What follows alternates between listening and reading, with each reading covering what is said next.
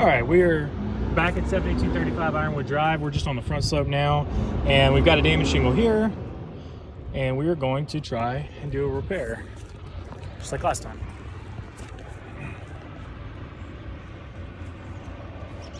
All right. So we'll do the same way we did before.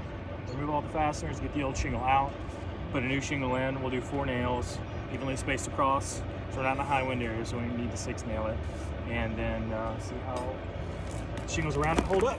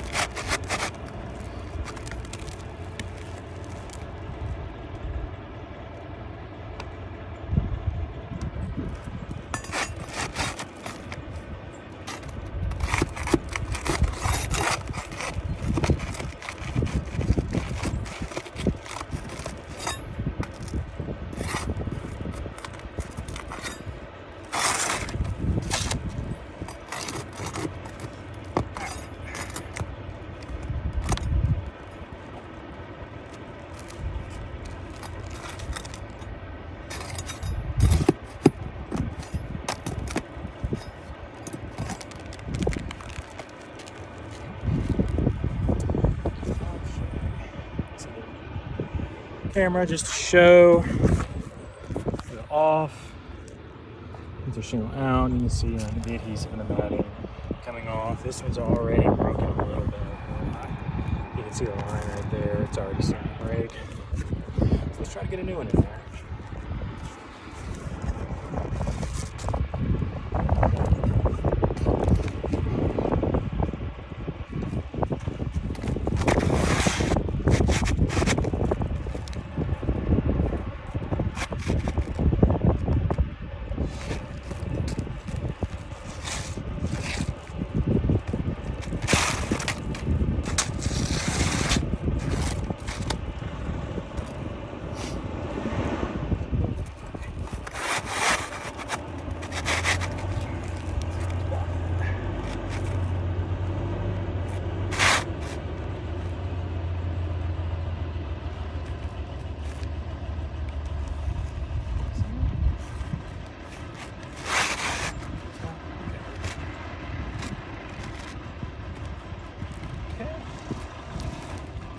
position.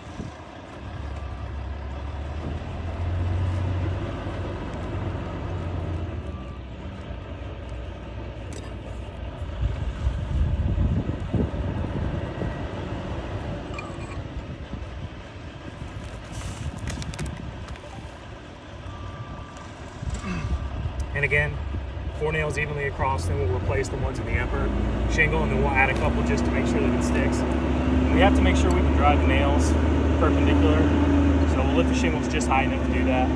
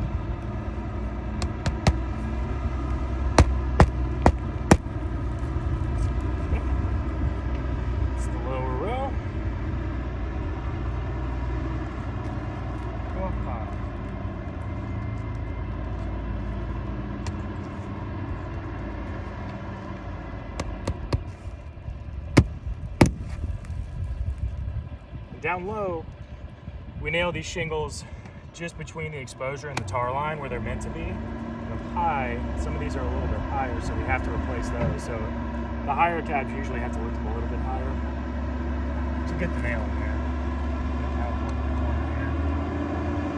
All right, nail is in.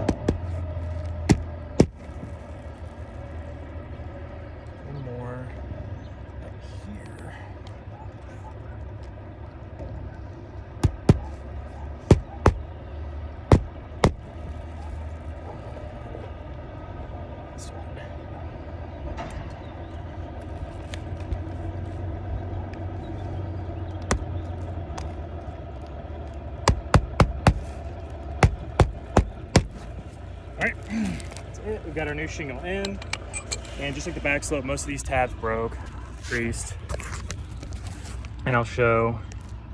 So you can see the crease on this one also, this one as well, this one right here up top, here in the middle. You can tell this one just off to the side, and this one just in the middle there. So that's also a fail. I'll zoom out a little bit. So you can see the color difference as well. These shingles will lighten up a little bit later in the afternoon, but nowhere near this light because they've been weathering, and shingles are past their intended useful life, so it's usually this kind of conditions to be expected. So that is a fail.